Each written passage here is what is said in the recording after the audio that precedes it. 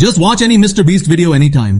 In this video, we're gonna spend $250,000 for fun.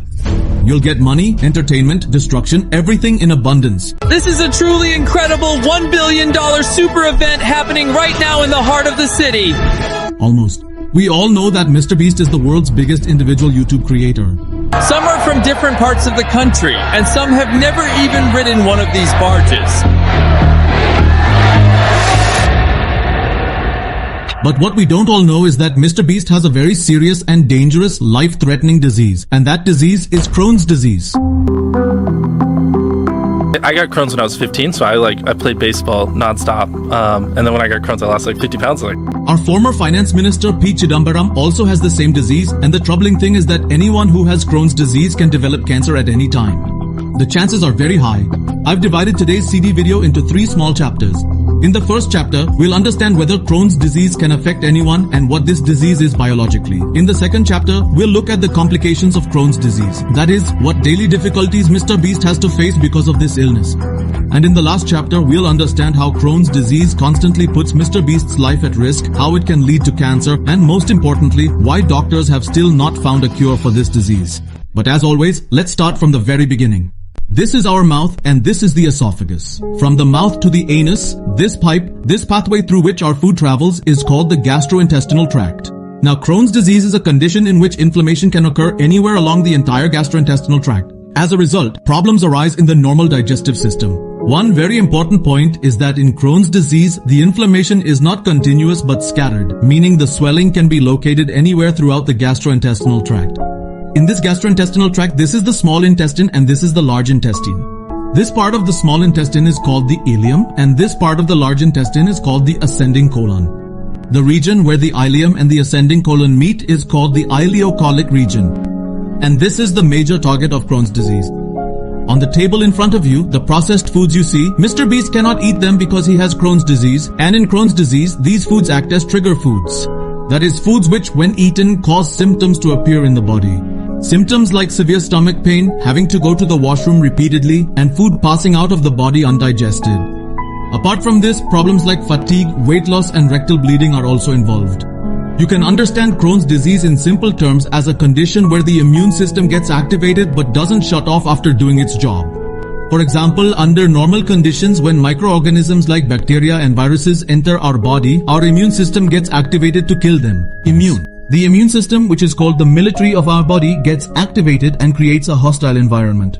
Because of this hostile environment, the body responds with things like fever and inflammation. When the microorganism dies, the immune system automatically deactivates or turns off as well. But in Crohn's disease, the immune system does get activated, but it can't turn itself off and starts causing out-of-control inflammation. Because the inflammation is happening at such a high level, our tissues actually start to get destroyed.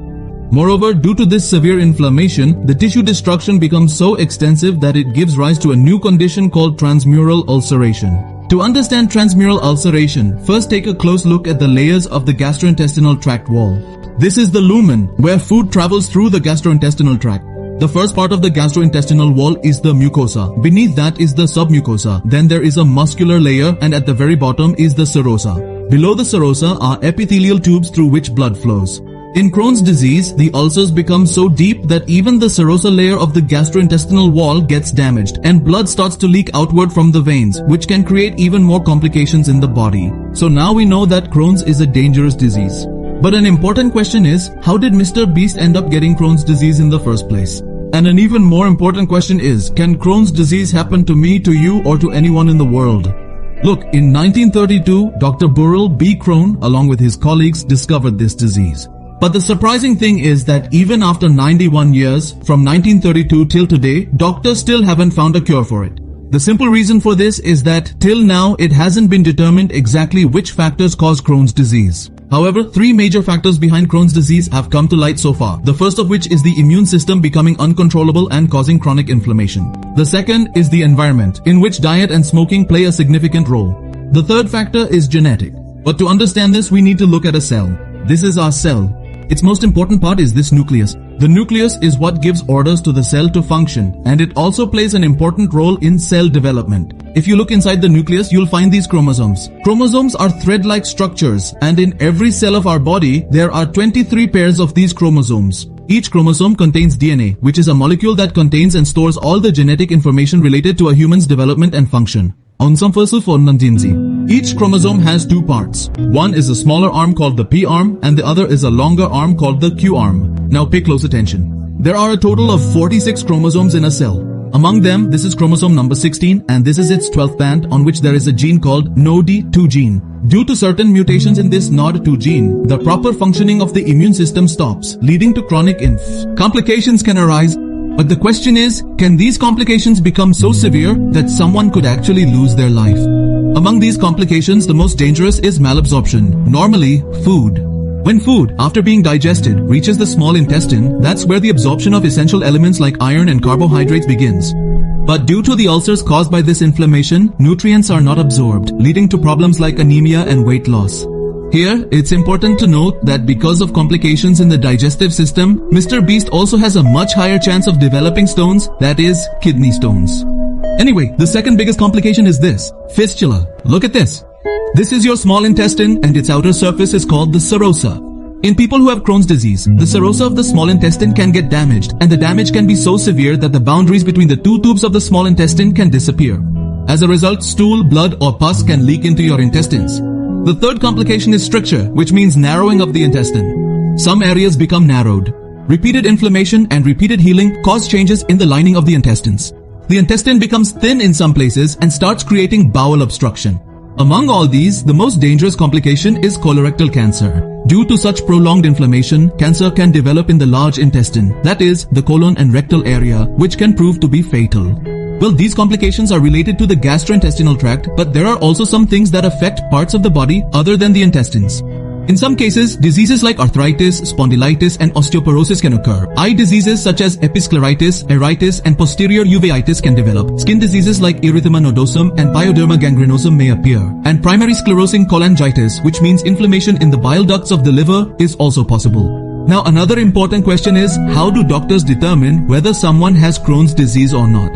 Let's look at this diagnostic part using MrBeast's example. When MrBeast had severe pain and frequent bowel movements, the doctor first ordered blood tests. With the help of these tests, they checked for iron deficiency, protein levels, and inflammation in the liver through the blood. There's another method that doctors use to identify Crohn's disease. Pay close attention to this. Pay close attention here. This is your large intestine, and above it, the yellow-colored thing you see is creeping fat. This means that the abdominal fat has stuck to the outside of the inflamed intestinal wall. This is detected through an MRI scan. Apart from this, the mucosa of the intestine starts to look like cobblestones, which is a basic symptom of Crohn's disease. The most important thing is that there is no cure for Crohn's disease. It can only be managed.